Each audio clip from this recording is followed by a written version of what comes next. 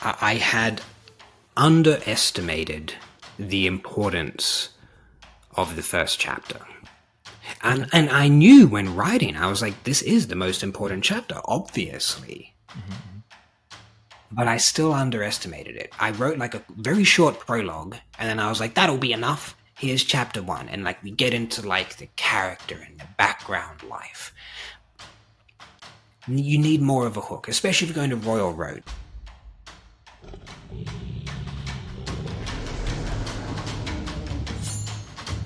This is the Crit RPG Podcast, your one-stop shop for everything Lit RPG, progression fantasy, and Royal Road. Hi everyone, and welcome to the Crit RPG Podcast, the only podcast that uses AI to cancel out babies. With me today is Sam Hinton, who is using an air filter to silence this wailing child in the background. How are you doing? I'm so much better than my baby. Apparently, there's something about humans having teeth, and the teeth have to come through, and this is apparently an unpleasant process that thankfully I remember nothing of. But look, little Henry is feeling full force of it tonight. So he's having just a great time.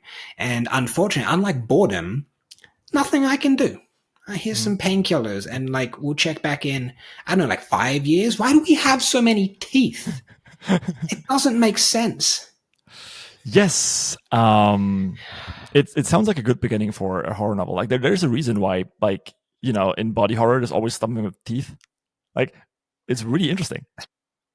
Yeah. I think there's like some primal part of us that remembers having teeth and how that's like a thing. Remembering having, like, I still have teeth. I don't know about you, but these are real, right? Little stand pop-up dentures. But you have 2 sets. All right, but before we go off to teeth tangentially here, people are coming to this place for a reason. So sell me on your book. So my book was effectively a little love note to Cradle.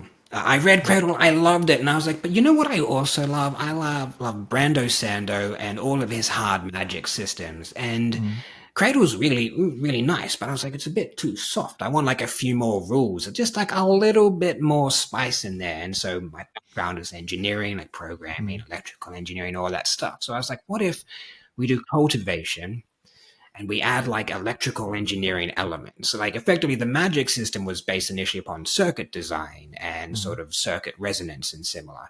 It's evolved away from that a little bit, but it was just meant to be a nice cultivation story with hard magic.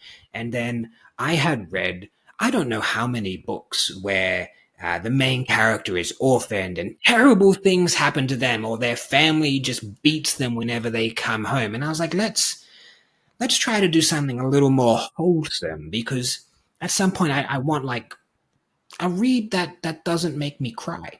Like, I mean, it can make you cry, but like not out of that pure despair. I get enough pure despair when I watch the news or step outside. So I was like, you know what? Let's try to do like a supportive family with parents that are living and happy and friends. And it sort of spiraled from there, and I'm writing the final book now, so soon it'll be a very elusive, completed series. And the soon there, you probably felt the TM floating in the air. I've been writing it. I'm still writing it. Who knows when it will be done? You can't rush art. And I know that because I self-publish, so there's no publisher who can rush art. It's just me and my feeling of disappointing people when I say, it'll be out in 6 months. And then, it's 6 months. You can totally rush already. art. You can totally rush art.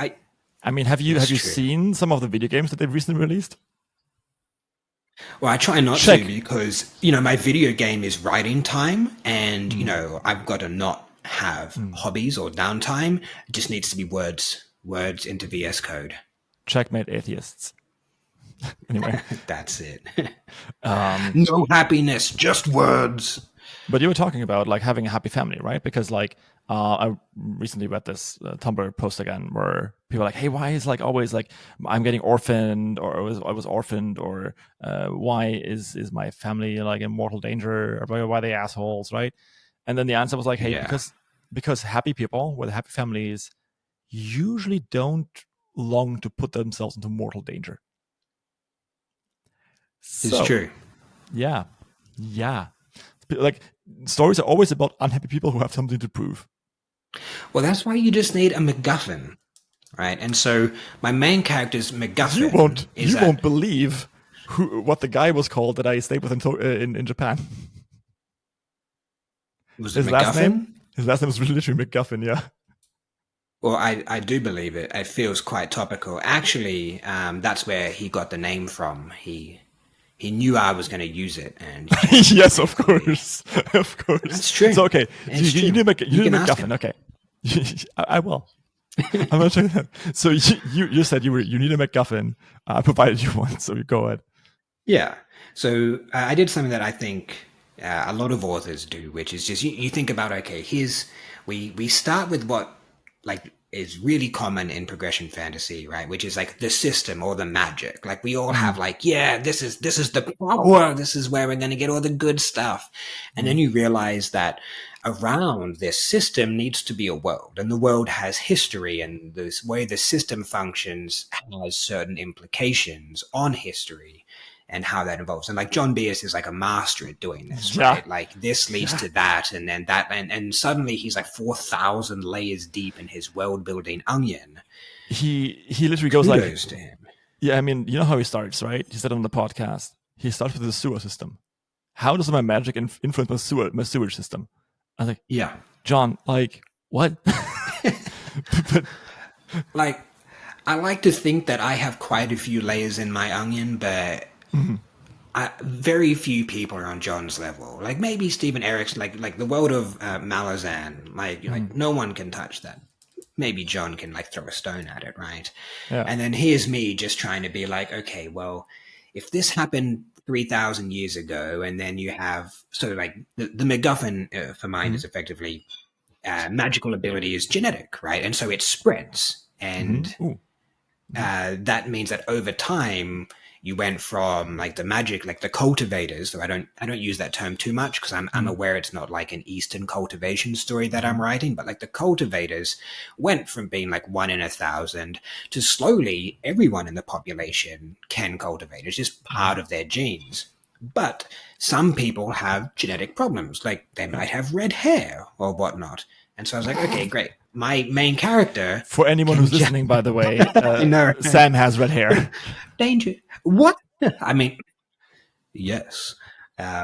But yeah, so the MacGuffin was simply, what if she can't? Through just, and then I was like, okay, well, if she can't, what does that mean about the genetic lineage and Mm, how like certain people might have, to use video game terms, like higher mana regeneration but lower mana pools, or like mhm, larger mana pools, or like the sliding mhm, scales. I was like, well, obviously my character, if she can't regenerate Aeon, which is like mhm, mana, is just the extreme example on like one side. But that means that all her family is sort of in a similar location, and her village is a bit similar because the villages, like the genetic pool is smaller, and then as you get to different places, that genetic diversity increases. But it was just that little MacGuffin. I was like, okay, she can't do this, therefore she will leave her village. Like that's her goal.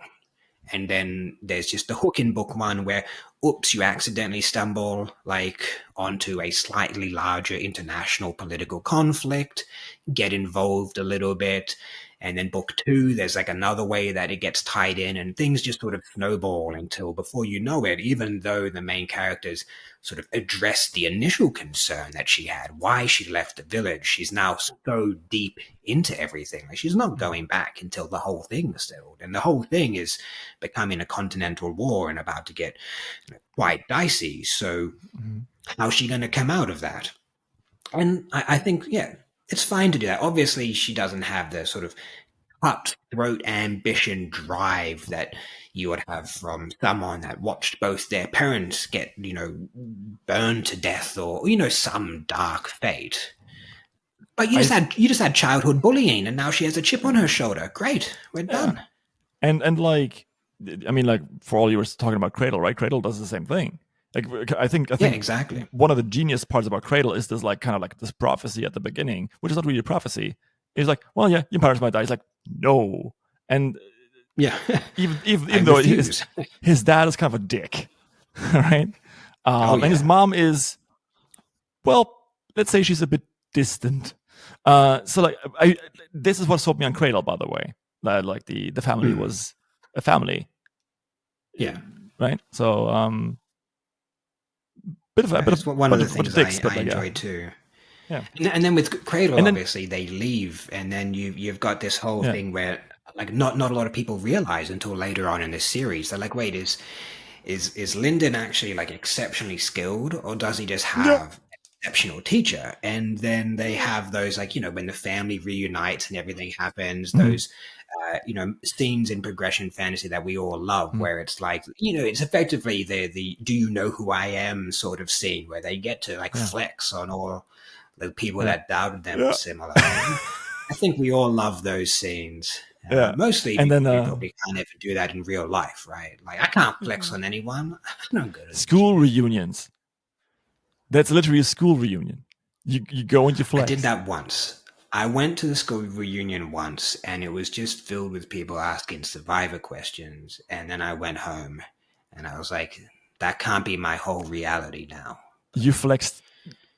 No, it was a reality show. Anyway, you flexed too hard. Yes.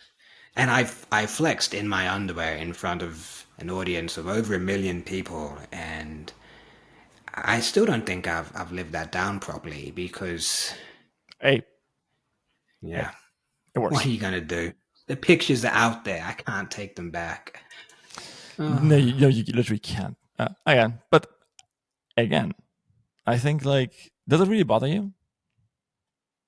oh no, no. It Mm, just post high school reunion. I was like, I don't need to do that again. Like we had the ten yeah. year reunion, and then they're like, you want to come to the 15-year reunion, and I was like, not really. Like I've forgotten most of your names. In my school never did one. We never did one. We tried doing it, and I was like, There's like three I people think interested, and yeah, there were a little bit more, but no one wants to organize it, you know. But like the idea was like, hey, what would I even do there? And like we weren't that close. Like back at the time, I was like super like hardcore, edgy, and it's not a phase mom, and I yeah, I I just didn't really. Today I'm like, hey, this was people. They were trying to be like, they desperately wanted me to be normal because they couldn't handle me, or me not being normal, or they just didn't like it or whatever. And I should have just like chilled the fuck out. But back then it was like the worst thing ever.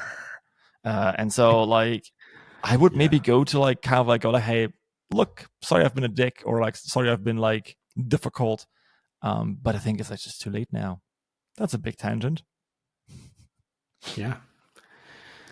So Regrets in life. That's why we exactly. become authors, so that our Yeah. characters can inherit those regrets and solve them in ways that we Hmm. never can, because we lack money and power, time Speak travel, speak for and yourself. fantastic. Oh, okay, okay. Well, in that I'm case, I'm I'm writing an I'll have author you know to that.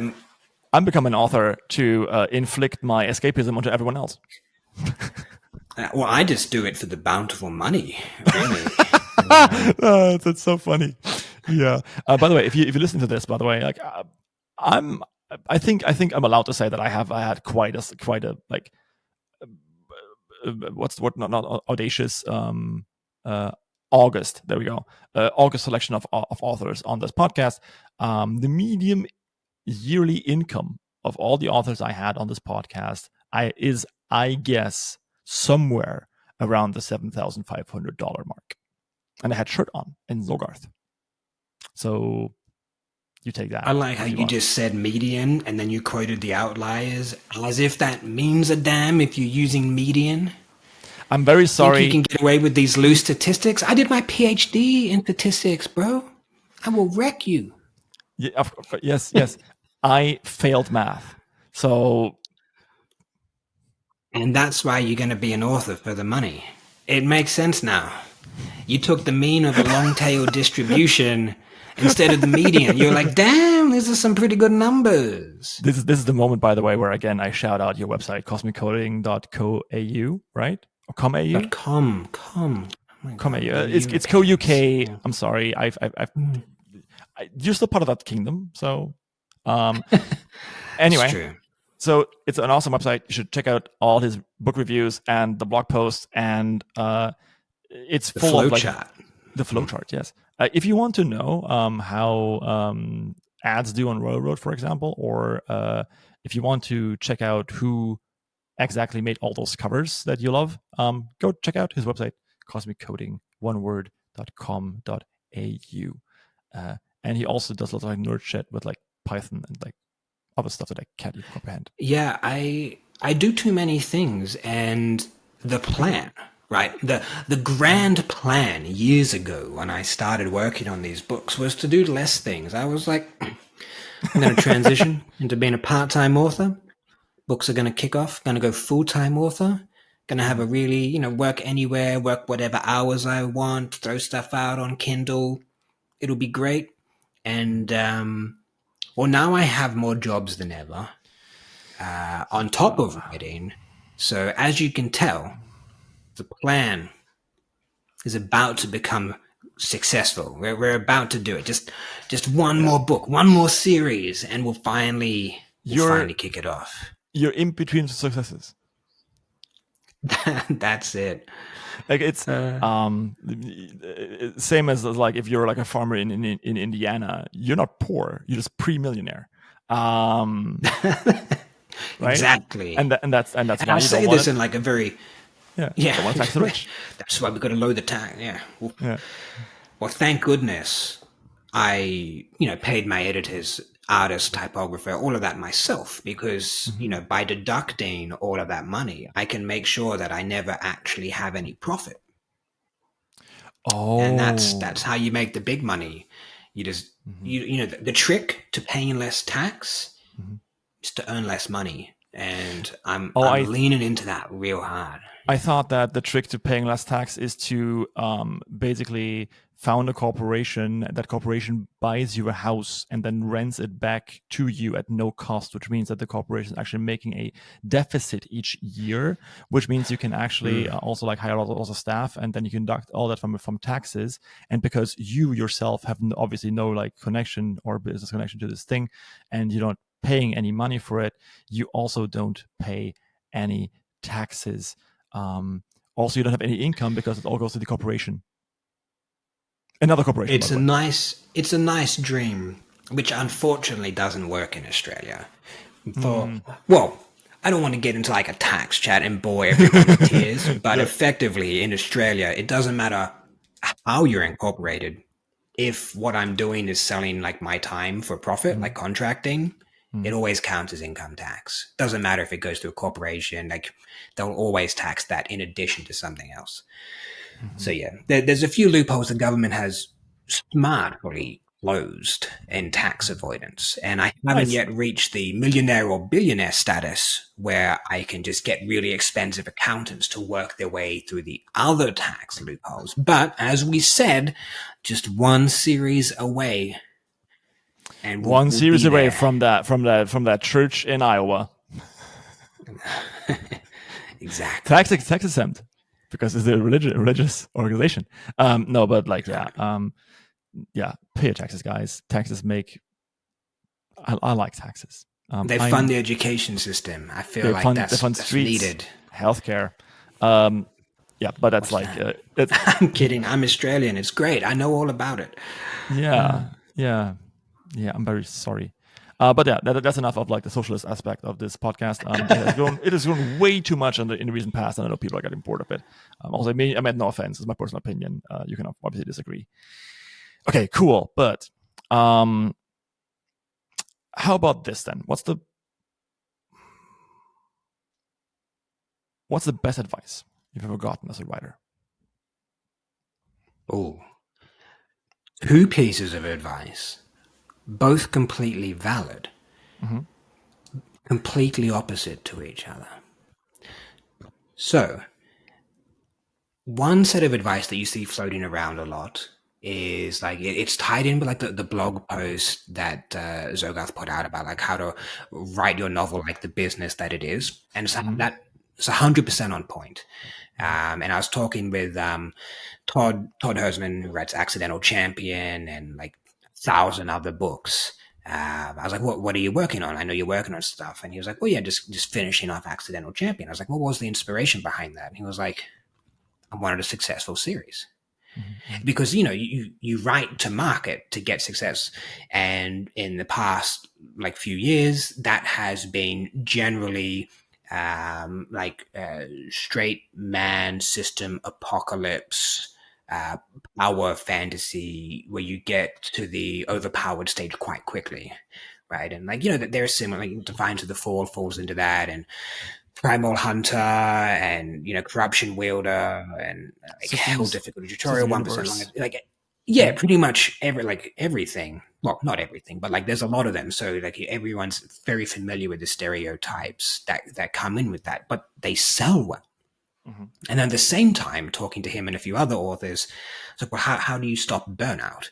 Like one of the really big issues that writers face, especially if you don't hit success in the first book or series, like you have to be able to push through that success. And this is something like Brando Sandoz talked about on his lectures, right? Like it wasn't to like his 9th or something book that he 13th. got picked up by a publisher. 13th, yeah, like crazy. Like you have to be able to get over not just like a hump of like a book that doesn't perform too well, but like many of them potentially.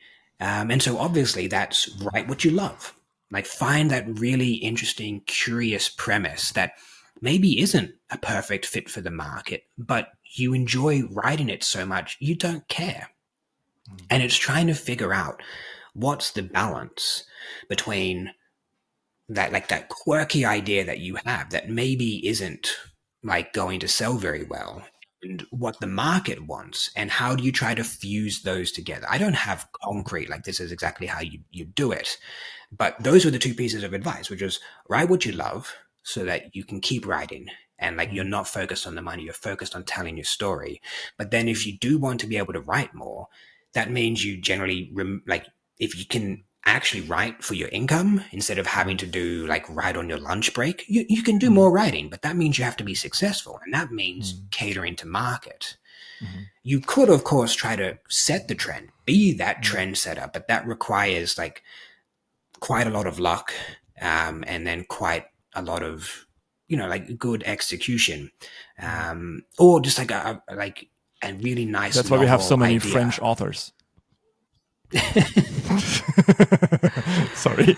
Look, let's not bring the French into this. They've suffered enough. Oh yeah, it's making jokes about the French is my guillotine pleasure. You're a horrible person. I'm trying to think of an example. Okay. Reborn as a Demonic Tree. Yes. Right. So initially, that came out and just smashed the Royal Road, like Rising Stars. Got like 18,000 followers or similar, or like a huge amount. And it wasn't the first time anyone had ever written like a sort of daily gacha system like thing, but there was the demonic tree aspect of it as well. There was the login system. Like it had that really good hook to get people coming back. And it's like, oh, he's banked up 100 points. So like now what are we going to do? And you can see that there are certain books now that have power systems that are more reminiscent of that. So Silver Linings is writing it Die, Respawn, Repeat, or Die. He wrote that before. I always get the yeah.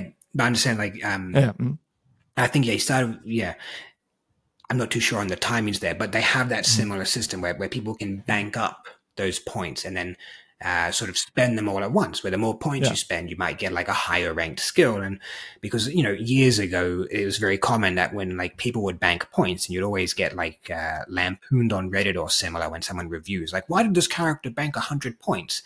Because there was no benefit to doing it. It was like, oh, if you put 5 in strength now or 5 in strength later, doesn't make a difference.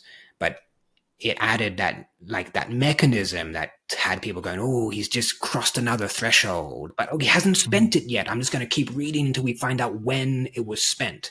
So there's a lot of like fun little twists that people can put into stories that might not sound like they're written to market, like a book where the main character is a tree. Now, that definitely wasn't in my bingo list of like select this to really hit market. I'm like trees generally lack agency, and one of the really big things in the genre is people want the main characters to have agency. They don't even like a lot of the times like with readers, if you have like a mentor that's too controlling or too guiding. It's like they sort of like that hands-off mentor where you're allowing the main character to make mistakes because it gives them the choice, right? Like you don't want to feel like the characters are being railroaded down particular decisions.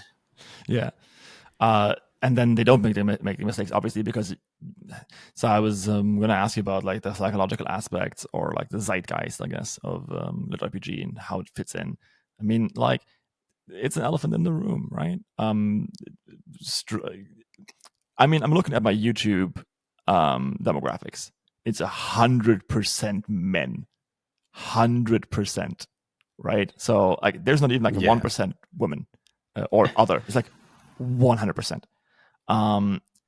And you have, like I said, men at an age of like young adults or like like somewhere around like the 30 years Yeah. old mark, or even like probably lower, in a environment where society breaks down and they have to survive for themselves. I Yeah. sometimes joke and say that lit RPG and progression fantasy is a prepper literature, like the kind of stuff that you I want to mean, read in a bunker. But yeah, it's yeah, true, right? Like a huge fraction of the genre is like the escapism, the wish fulfillment, the power fantasy.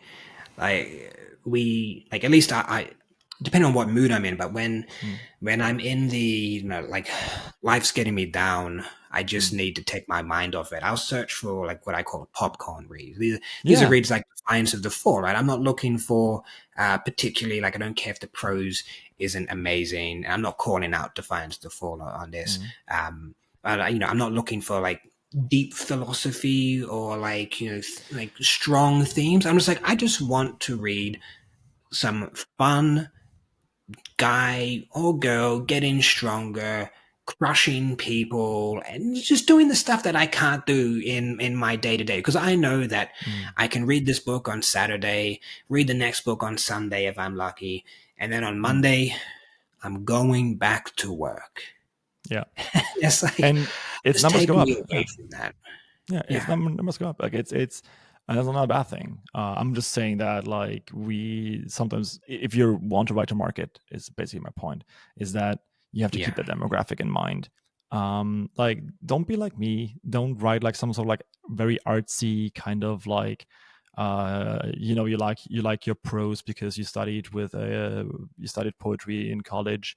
uh don't do that if you want to actually make money. But that being said, there are other avenues. So, like, let's say you're Tamsin Moore, you are Max Gladstone, you are Patrick Rothfuss, and those are just like the really big names. There are others like it.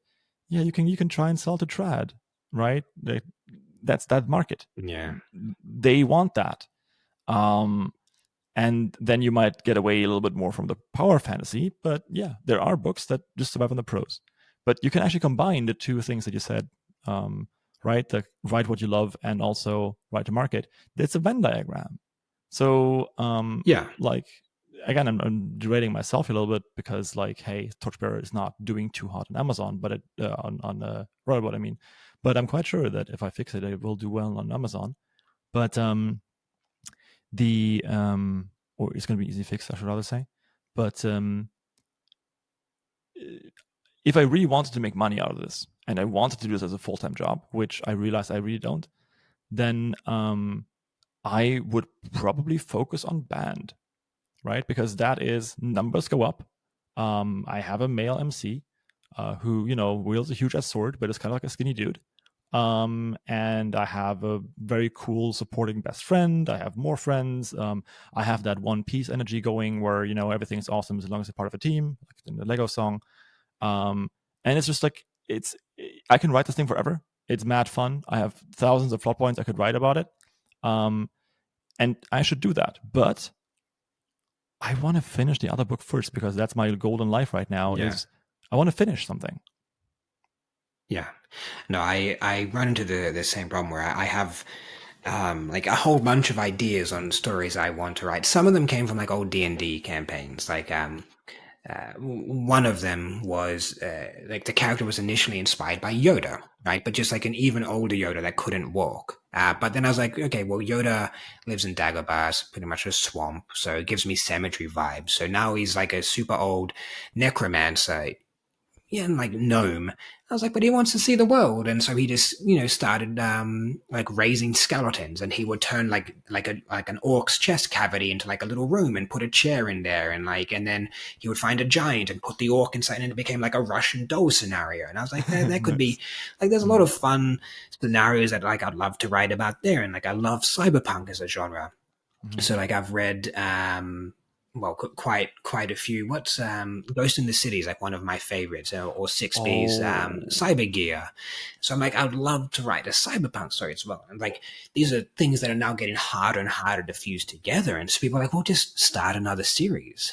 And I'm like, mhm. I can like barely keep track of my life without writing, and then I have to keep track of the book that I'm writing with all the plot points and the character arcs. And now you want me to add another world, another system, another set of Mhm. characters and their Yeah, interactions. I'm like, my brain will just melt out of my ears.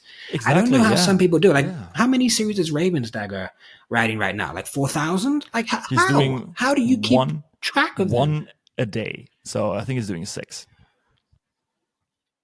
That is potentially six too many for me.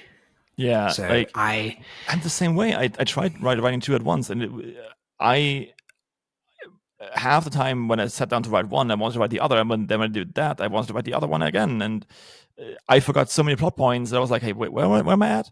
So all my writing time was being used up by trying to figure out what I want to do in the first place. So it just doesn't work for me. yeah.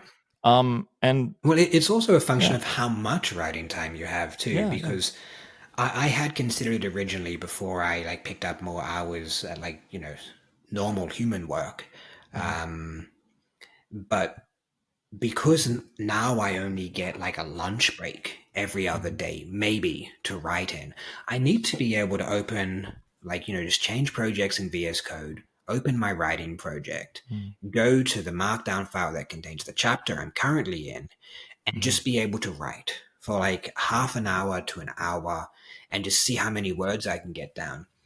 If you tell me that I now have to actually read the previous chapter so that I mhm. like everything comes back to me, I'm like, you've just taken 80% of my writing time just to refresh, and then I'm going to write two sentences all while like Slack or Teams or whatever is pinging me in the background being like, hey, get back over here. I say, I'm not going to get anything done. Yeah, So to yeah. those that can do series jumping and can keep it all straight in your head, flick me an email or maybe just your brain, so that I can try to consume it and add those memory skills to mine. But I Mhm. cannot keep heads or tails of such things. I think maybe like also because you said like your world building, you like all that kind of stuff, and with all due respect to Ravensdagger, I really love his stuff. I mean, he's been one of the first people I've had on a podcast because I really like Strike at Strut. Um, the stories aren't that complicated.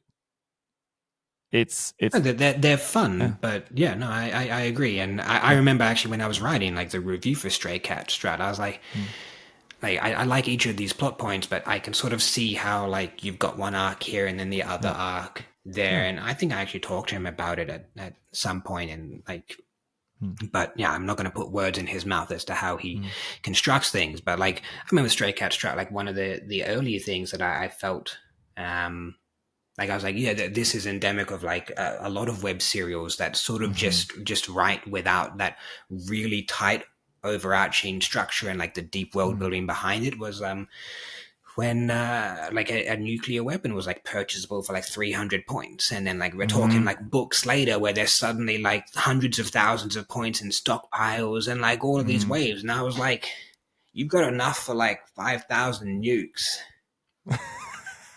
I'm having Yep. trouble seeing like why this is not the solution, especially Yeah. nukes that don't have fallout. I was Yeah. like you spend Yeah. 300 points on a like megaton bomb that gives you 100,000 points back. I'm like, this seems like a good return on investment. And so like these sort of like you have like these slight numerical problems in like a lot of stories, or just slight like arc problems where like they've established that this is the way that you can do something, but you can't just keep doing the same thing over and over again. It Yeah. bores people. So now it's like, okay, we've still got the same overarching problem, whether that's like an alien race or like whatever the gimmick of the particular generally system apocalypse story is. Like you have to solve that, and it's like, okay, but we have to solve it in inventive ways, even when sometimes you're like, the ways you've used here, here, and here are like very applicable. Like you should do that. But equally, I'm like, I know that they should do that, but I also don't want the characters to do that because I want to see them do. I want to see Cat with her like giant, cat mecha Yeah. running around and destroying things. Like that's fun. Just pressing the button that launches the nuke, not as fun. So like, Yeah. it makes sense, and it's why like for those sort of like those are the popcorn stories that like I read when I want to feel good and get that dopamine rush. Like I'm so lenient on those. And I know like a lot of readers are like, I had to put this down. I just couldn't overlook the plot hole on this book or that book or this arc. And I'm like, But it's popcorn stuff. why are you Dude. reading Like, lit RPG, bro? yeah, yeah. It's like if you're, hey, bruv, like if you, Zogarth said it best, I think. Like sometimes I want sushi and sometimes I want a nice hot dog, and I'm a fine purveyor of hot dogs, right? So that's fine, but going to lit RPG and going like, oh, where's my finely structured prose? I wouldn't do that either. Yeah. I mean, I do that sometimes. I'm like, oh my god, he's used the word meal 3 times in one paragraph. Like, it's not even a woody word; it's a teeny word, right? So, how can you use the word meal 3 times? I mean, I hate the way it sounds in my No, mouth. I get it. And And look, then- I'm guilty yeah. of some of those things like that, but no, I completely get the point you're making, which is, but like especially when I'm in different moods for things, like there's still like a lot of diversity that I think doesn't get as much attention as it should. Like if I want like a really like mentally gorgeous world with like great prose and like characters that feel really deep. Like I'll go read some Phil Tucker, like whether that's like Bastion or Yeah. Thrones or Scatty's Saga. Like he nails like for me, like obviously a lot of this is personal opinion, but like I love his prose and I love his characters. But sometimes I'm just like, you know what? He also writes closer to like epic fantasy than progression fantasy or like lit RPG, and sometimes I'm just like, you know what? I'm gonna go to Royal Road. I'm gonna go to Rising Stars. And you know what? I want a crafting focused book. I don't give a shit about plot consistency. I want numbers go up. And most of the time I'll read something at the end of it, I'll be like, that was good. And now I want something different. I'm gonna get a cultivation story now. And like for me, like I love that even though the genre is like really quite small, there's still enough diversity in it that no matter what my appetite is, I can sort of find something to read through. And I think that has actually taken a toll on my reading. Like I haven't gone and read epic fantasy in years, right? Like I haven't even caught up on Brando Sando's new books, right? Yeah, I got it, but I haven't read it yet. I literally just have it because it looks nice on my shelf. It's such a heretical thing to say, but no, that's why you got to get these things instead. Like who needs books when you can have metallic prints? Not I got real books. Come on, like, it's Meet Your Maker. It's a very good book. And then I have the Brando Sando one. Are you saying my books aren't very good books? How dare you? You just said it's not a book. It's a metal print. Well, but you see it and you're like, wow, art. And then you appreciate the art. I can't read art. Read it. There's words for you. That's not a human as a picture. Yeah. Fool. No, I used to have a massive book collection, mostly of like all the old classics, like the David Gemmell books. Like I love the Drenai series and like I had like all the old David Eddings books as well before, and like the Harry Potter, like all of these sort of classic gateway to fantasy drug books. Um, and then you live in a flood zone. A couple floods later, you don't have any books, and then you decide at that point that you know what, I can never have a digital book get washed away, and you level up. So you have a Kindle library with 10,000 books on it instead, and that's Oh my it's God. pretty good. It's not that you're not a successful author, you're a washed out author. Literally. Wow. Multiple times. Oh, also that's why you don't get the reviews. People are very sensitive and they want to flood you with them. So that's why they don't. Stop with the puns. No, I won't. How dare you be so refreshed after a holiday? This is a puncast. Can a team of has-been teen idols save the world? Find out in the new series Boy Bands and Dragons. When Neverboyland is sucked into a magical world, their reunion takes a back seat to staying alive. But if they can get over the past drama that drove them apart, they may find that even pop stars can be heroes. Come and discover your new favorite read, Our Comeback Tour is Slaying Monsters, the first in the Boy Bands and Dragons series by Kim Smuga Otto, dropping on Kindle Unlimited, October 25th. Whew, don't say all the weird things you want to say right now. Okay, so what's one thing that you learned while writing that you now do differently or that you would do differently in the new series?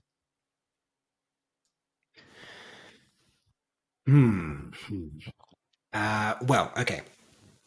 I think I had underestimated the importance of the first chapter.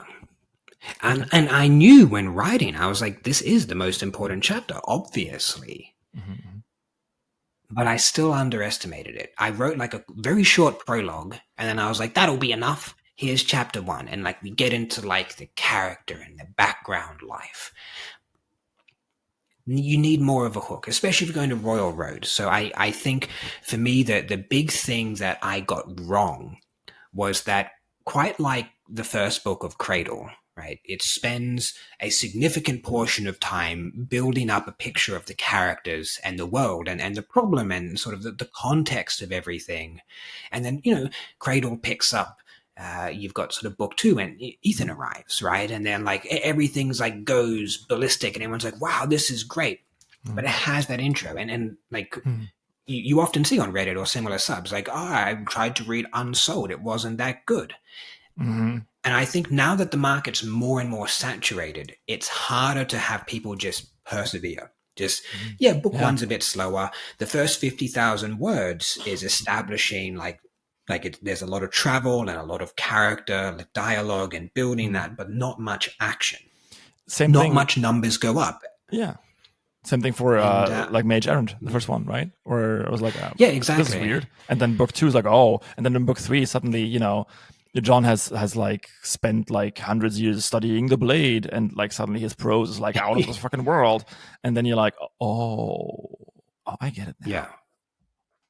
No, that's exactly it. And these series that keep escalating the stakes, and so they get like sort of faster paced or tighter as things go on, and the characters, like, you're able to dedicate more time to that rather than the establishing phase.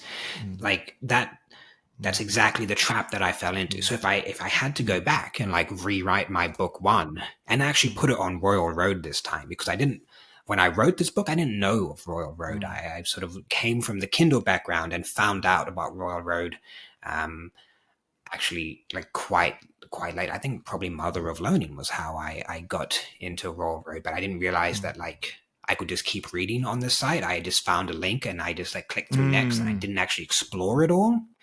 But yeah, if I had to rewrite book 1, it would definitely be take a lot of this character building out and like the hooks that tie into the global plot that happen at like the 60,000 word mark. They need to happen at like the 5,000 or less word mark. Like you don't have all of these chapters to burn in the hope that people read your book like Cradle, where like, it got really acclaimed and everyone accepted that the first book was a bit slower because it established things. But you can't do that anymore. Everything's gotten a lot tighter, a lot more competitive.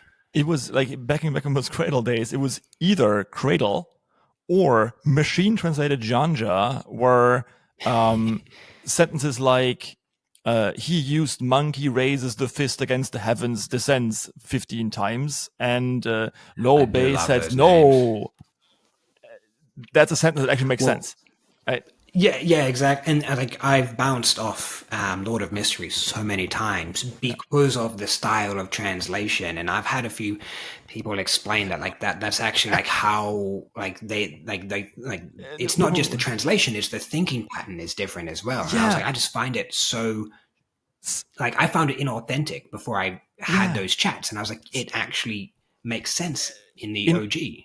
in Chinese, you often start a sentence with like a passive construction, right? So you don't say like he swung a sword, but you say like the sword was swung by Lo Bei or whoever, right?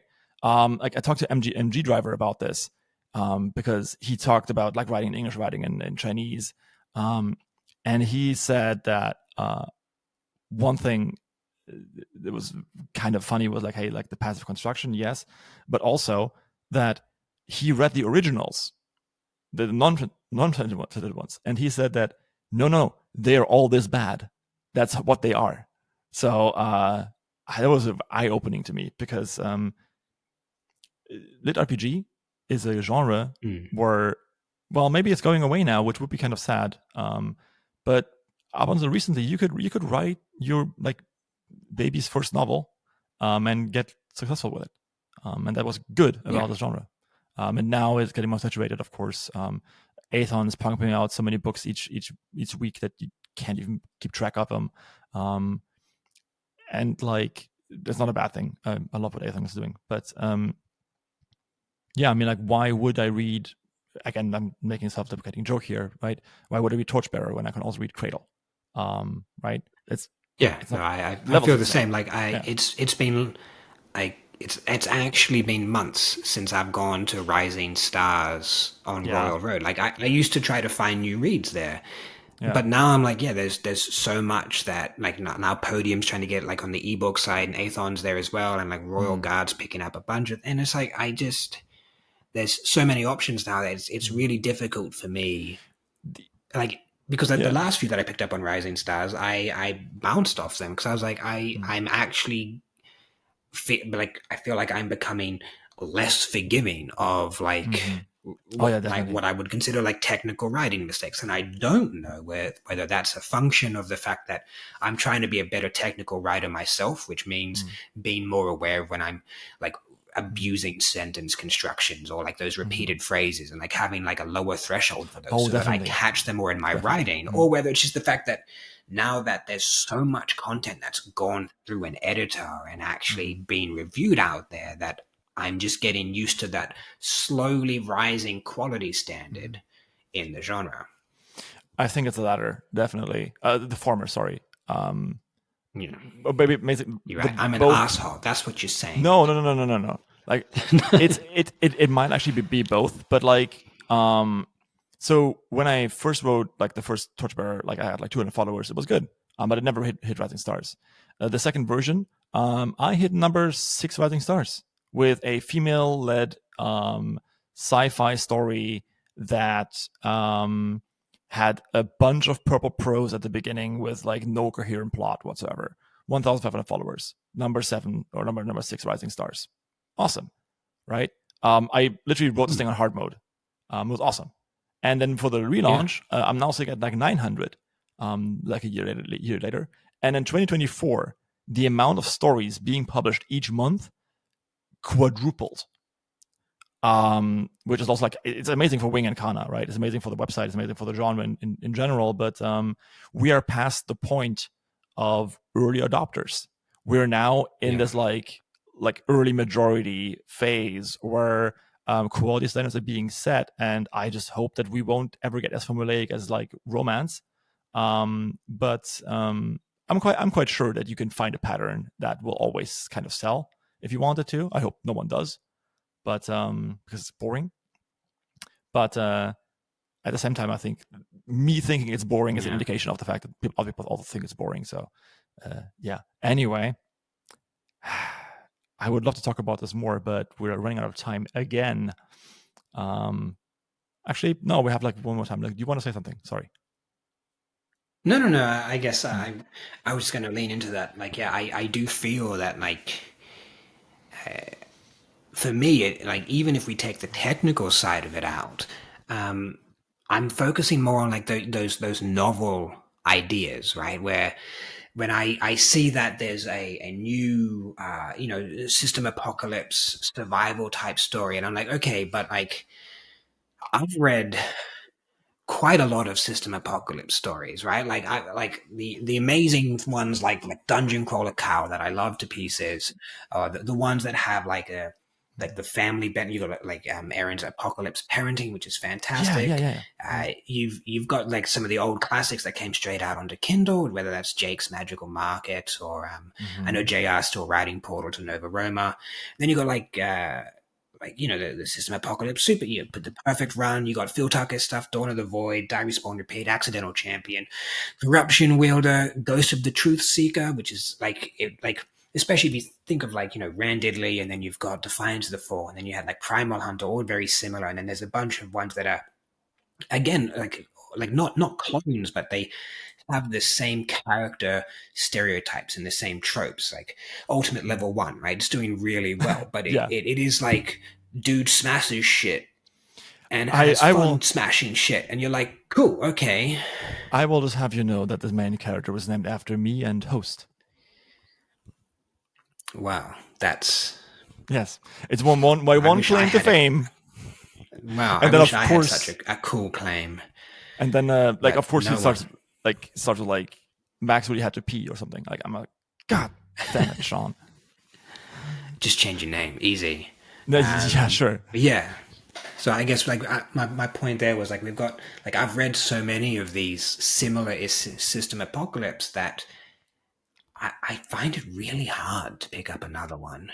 Like even if the writing's great, even if Yeah. the prose is great, I'm like, what new am I going to see? And that's why like I guess I stopped. Mm, Like I read like Ghost of the Truth Seeker, and then Ultimate Level mm, 1, and then like Traveler's Trial, and like a few others. And I was like, okay, I mm, want something new. And it was after those that I picked up mm. Apocalypse Parenting, and like I really enjoyed it Yeah. because I'm like suddenly it's the focus on this mother with her kids, Yeah. and the kids just like you think they're a handful now, but now they have like magical abilities and there's monsters and shit, and I'm like, okay, that's And like interesting. So I want to see yeah. these tropes, but with that unique, like you don't have to do something totally different, but just Mm. take it and just pivot it sideways. I would say it's a difference of quality. Erin takes her time, and Hmm. you can all the books that are like making real big dough online or on Amazon or whatever had one thing going for them. Even Primal Hunter, um, their first book was edited super well. Yeah. So He Fights of Monsters, uh, actually, Travis, that is a second version of that book. The first book used to be like the first 3 books used to be book 1, and he expanded all of them. And that's like I don't want to be like mean or derogatory here, but like there are also people who say that like the first 3 books carry you through the entire series, right? Um, Yeah. Prime Hunter, Once same you get the thing. investment. Yeah. Once like it's a That said, sitcom. It's a sitcom.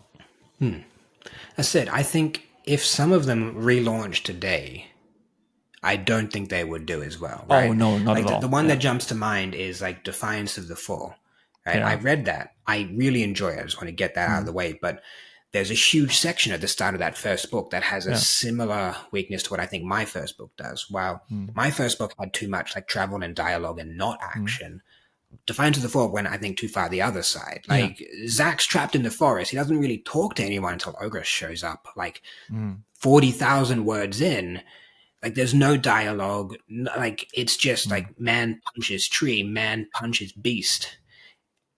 And As a Von Healer. back when that came out, that was great. And like Mm, you watch those numbers go up, but there's so many similar stories right mm, now that like I feel like it gets that special. Like I think Defiance of the Fall gets what keeps people in by having the plot expansion. So like as the books go on, you find out more about Zach and his parents and the wider plot, and so things get brought in, but they don't like they're not present in book one. You don't know about any of this stuff. So if that was to relaunch without those like initial book one hooks, I don't know if it'd do as well. But obviously it's such a big thing now that once you get into, as you said, like those first 3 books, they've established everything. Like you've got people coming back for that. There's also a bit of like a halo effect and a Matthews effect, right? So if you have like a really like if you have 10,000 sales on Amazon, people are going to be like more forgiving because like, hey, like what is it in here people like so much? Yeah, if you exactly. sit at like 4, I promise myself to not be so derogatory, but like the last time I checked, Torchbear's rating was like 4.2. People are going to be like, oh, what did people not like about this book? And then like it's a new thing that like you're going in with a different perception of it. And that's why, like reviews are so important and all that kind of stuff. So if you like your author, like please do leave a review. It's so important. But oh my, yes.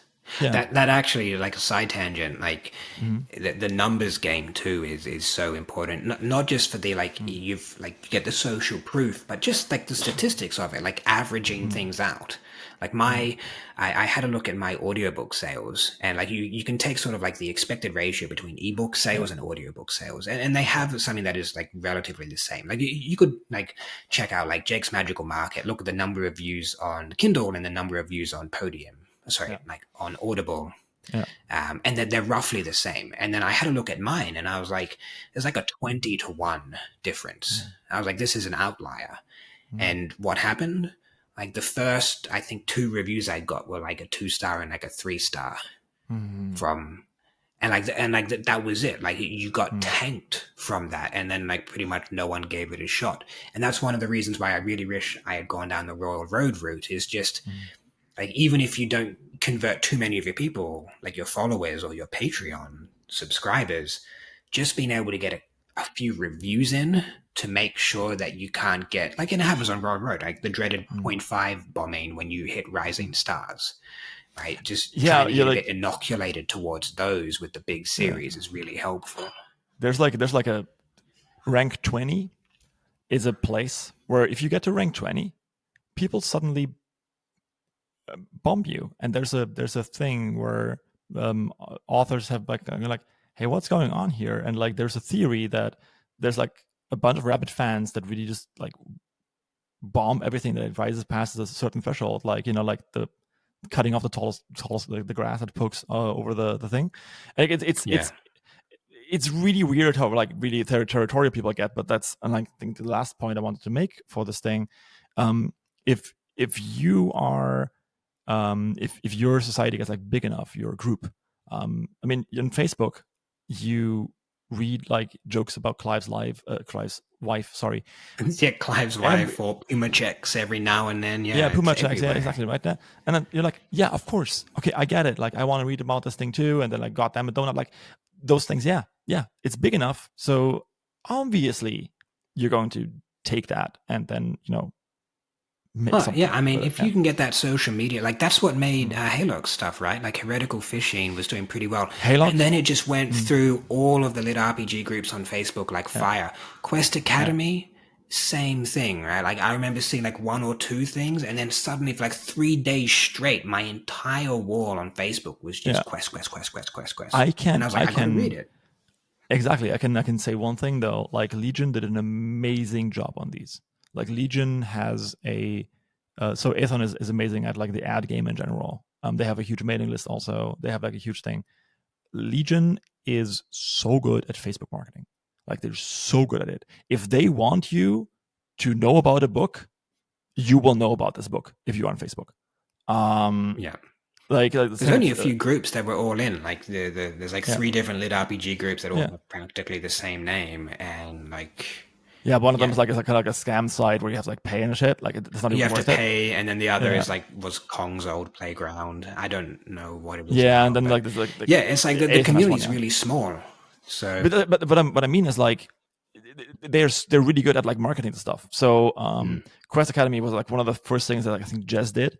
For like Jez is in Legion. And they're doing an amazing job of it. I mean, I would have loved to sign Brian as a client, but he's super happy with Jez, and I couldn't be happier for him, right? So yeah, let's do that. Let's go. And again, I can highly recommend Legion because they're just really good at Facebook. So if you are writing for that Facebook group, which is different from Railroad, which is different from Reddit, which is different from like Twitter or TikTok even, right? There's so many lit RPGs on Amazon that I've never even heard of anywhere that's been marketed on like Imgur or something like that, right? Yeah. So definitely. No, it's crazy how like even though I think I'm across all of it, right? Like I'm on the progression fantasy side, I'm on the lit RPG, I'm on the Facebook groups, and yet I see books that I'm like, this has like 10,000 reviews in the genre. I've never heard of it. Like, how is that possible? Like I am chronically online. Like these things don't slip past me. Yeah. But obviously there's plenty of places I'm just not in. Yeah, some of them are like, hey, whoa. I didn't know this was like this huge. Like, everybody loves large chests. It's kind of like a meme thing, right? But I mean, I've never seen sales numbers, but I know for a fact that Sam Booth is making mad dough with everybody loves large chests. I think so. Here's the thing. It has a bit of a smut debuff. Because if you're buying that book, you're not going to leave a rating, right? Because it's so smutty. It's fun smutty. It's funny smutty, I guess. It wasn't really for me, but I can definitely see where it's going from and why people love it. Was like too gruesome for me in a comedic way. But I can definitely see why people love it. But I don't think they're going to rate it, but still going to buy it. So that's true. Yeah, I hadn't considered that. But yeah. Yeah, I love this interaction between like macro psychology and statistics, right? Because for such a long time, people thought that like humans were machines, and like game theory and all that kind of stuff was like, yeah, this is amazing, but people are machines. People are emotional beings. People have shame. People have fear. People have joy. They have longing, right? They're completely irrational. Nothing of human society is rational. We just try to make it rational because it gives us a sense of security, which is a very irrational thing to do. Anyway, let's not talk about that. But we already talked about the books that you love and why they're awesome. Thank you for that. I hope we can find a time shot for that. But I have one last thing, and then do you want to give out some shout outs? Now? Time shot. Okay, so I guess in terms of shout outs to people that helped me get here, I know the author community is really open, really friendly in here. Anyone that's wanting to break into it, there's a ton of discords. I started my own too, right? Like filled with authors that like I really respected and reached out to them, and Which one and is they that? gave me so much time. It's called the like Guild of Progression Fantasy Authors or something. Oh, okay. I know that one. Yeah. A I'm on few that. hundred people. Yeah. Oh yeah. But yeah, that started because like I reached out to Bryce O'Connor, right, of Wraithmarked fame, and I was like, look, I'm starting out, and I hadn't even written a book then, and you know, he said, okay, cool, here's a chat, and like we talked for like an hour through the Zoom, and like he ran me through like what he did and like mistakes that he made, and I was literally no one. I had chat with John Bias, JR, Jake's Magical Mark and Porto Novo Roma. He's been super helpful. Andrew Rowe as well, and he even like shouted out my book on his blog post, and that's I think 90% or maybe 99% of why it actually got any views on at all, because he managed to add the visibility there. And as a debut author who didn't go through Royal Road, I would have had no one seeing anything really. So yeah, and Phil Tucker, like I've had deep talks with him about the craft and writing. And then in terms of authors, I just give a shout out again to I think I mentioned this on Reddit. They were like, what was the best unexpected read that you had for 2024 to like finish off the year? And that was 6B's and his Cybergene Blood and Steel story. And that was really nice. And I love seeing that take off, because it, again, wasn't the traditional story. It wasn't written to market. It's a cyberpunk story with dual MCs, one male, one female, a mix of slice of life and like lots of actions and crafting and fighting. And I was like, okay, but like reading through it, like it's honestly just great. And then, if I started going through the books that I enjoy, we'll be here all night. If anyone is curious, just head over to my website. You can click the little tier list button, and it'll all sort them according, very roughly, to like how much I enjoyed the story at the time of reading it. So again, another like self-deprecating joke. Again, the book isn't that bad. I just like making jokes about it because it makes me feel safe. No one can hurt me if I say it, but the book is bad myself. You can have a regular rating from like A to Torchbearer. that's exactly it. Well, I just put Torchbearer straight in the F category. But yeah, You should name it after it. Another claim to fame. Yeah. Well, the lowest rated book in there is actually 50 Shades of Grey. I made the mistake of posting to Reddit, right? And I said, look, the most upvoted comment picks my next read. And of course, someone's like 50 Shades of Grey. There's progression aspects in it. And technically, they're correct. I read it, reviewed it. It's on the site. There's some growth. That was horrible. Yes. There's some growth. I mean, like we have Osama bin Laden to thank for that book. you know how that goes, right? You know how that goes, right? No, no. So do I want to know? It's kind of funny, but also kind of not. I'm joking about it, but it's like so 9/11 happened, which is obviously not good. But at the time that happened, the people who would later found the band My Chemical Romance were on a boat to Aris Island, and they watched it happen, and that inspired them to make a band. That band then later on became the favorite band of a woman called Stephanie Meyer, who wrote Twilight, and Twilight is the foundation of 50 Shades of Grey. Ashton Kutcher is about to call you about the copyright for the butterfly effect on this one, but I see how you got there. The butterfly effect was named before the book was written. Like it's really interesting. Kutcher. Yeah. Any hoozle. Thank you everyone for being here. This has been an amazing talk. Thanks, Sam. We're going to keep talking in the Patreon stuff, just about like random shit. I have like a bunch of notes here. We're going to talk about, like, for example, again, how to salvage your first book. We can do this again. And then maybe I can do some more puns and astrophysics. Happy to talk more about that. Yeah. Ooh, yeah, we can do that too. And we can talk more about like the psychological aspects of like lit RPG, and maybe also even about how writing to market, how that intersects. Because these podcasts are never long enough. We touched on it, but then we switched on a tangent, and tangents are fun though. So everyone, thanks for you should go and read. You should go and read Soul Relic. It has, again, the bestest brother in the world. You should totally read it. Sam, any other last words from your side? I mean, give it a read. If you like it, please leave a review. If you don't like it, please email me all your complaints and just put spam in the subject so that I don't demoralize myself by reading them. But no, thanks for having me on the podcast. It was a good chat. Obviously, I'll stick around and we'll get into some of the weeds that people might find fun. But this has been good. I mean, this would have been the point where you could have been Hinton at your next project, but no, probably not. Anyway, don't you? Thanks, don't everyone. You start this again. I've never stopped. Thanks, everyone, for being here and listening and watching. And I will see you next time. And if you're on Patreon, the show goes on.